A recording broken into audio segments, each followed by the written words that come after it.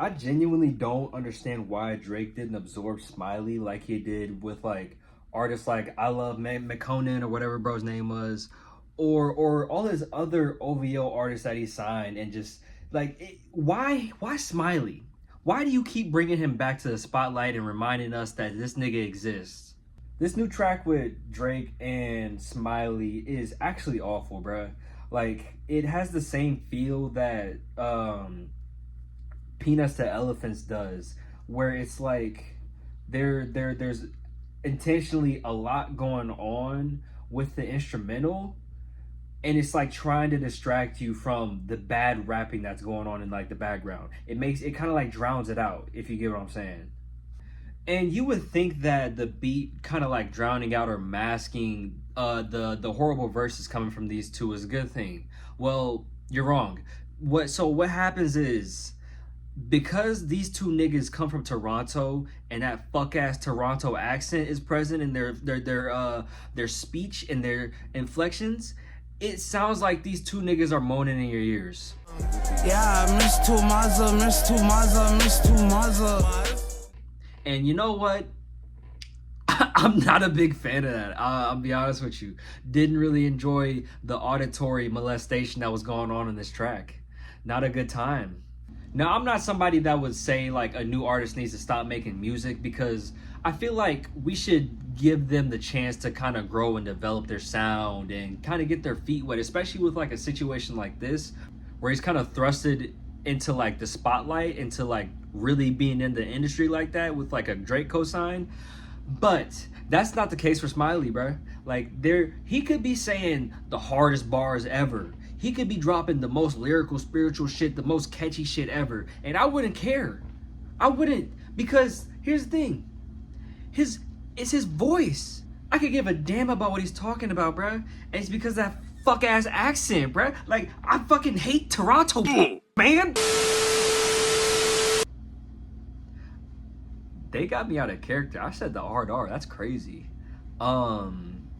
Let me relax. This beat has like a soulful R&B sample to it, and I don't know if it's because like they really just pissed me off with what they were doing vocally, but I don't I don't really enjoy it. Like, if there was like a competent artist on it, I'm sure it could have been like cool.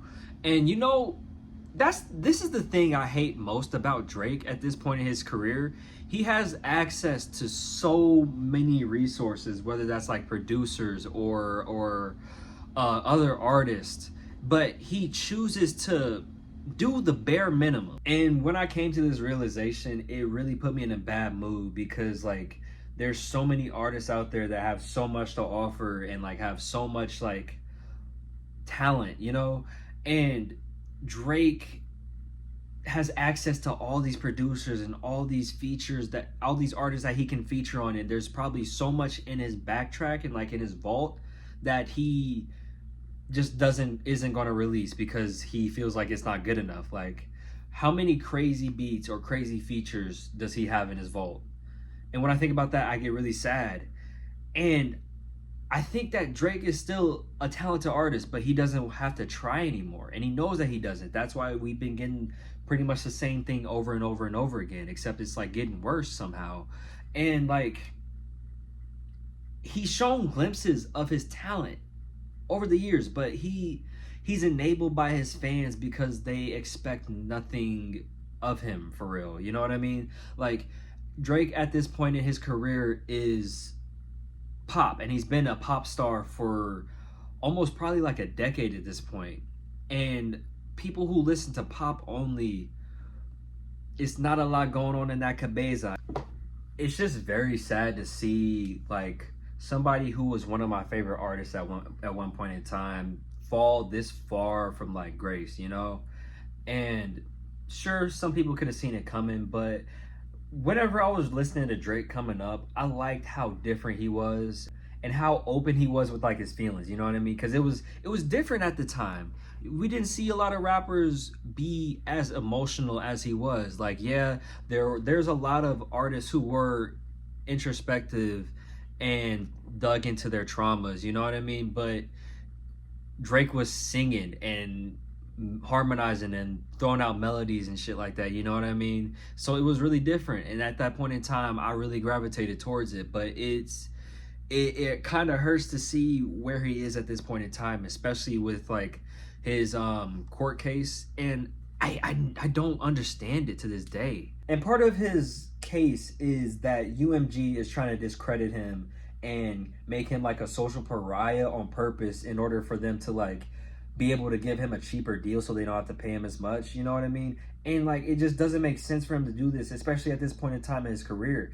The amount of profit that Drake would get as like an independent artist would probably be equal to or greater than what he would be making as like a signed artist again, you know what I mean? Like it just doesn't make any sense, because it's essentially, signing a deal is essentially just a loan. Like they give you money for you to like make an album or like fuck off with, and you have to pay it back after like the sales come in. So like I don't understand why he wants to sign another deal. But I kind of got off track as usual. Oh, excuse me. Let me know in the comments what you thought about the track. I didn't enjoy it a lot, as you can tell. Make sure to like, share, subscribe, all that good stuff.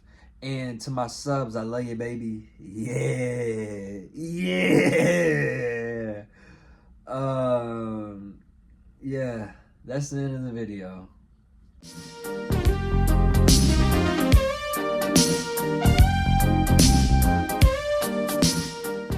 So I was running at the park today, right? And there was this fine shorty that just got done with her run.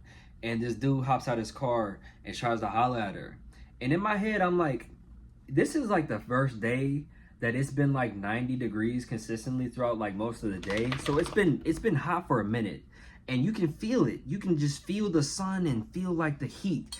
And I'm sitting there thinking like, what is wrong with you? Like, honestly, you shouldn't even holler at a shorty if it ain't like during like spring or fall, whenever it's like nice and like 60 degrees outside. If it's cold as hell or if it's hot as hell, what are you doing?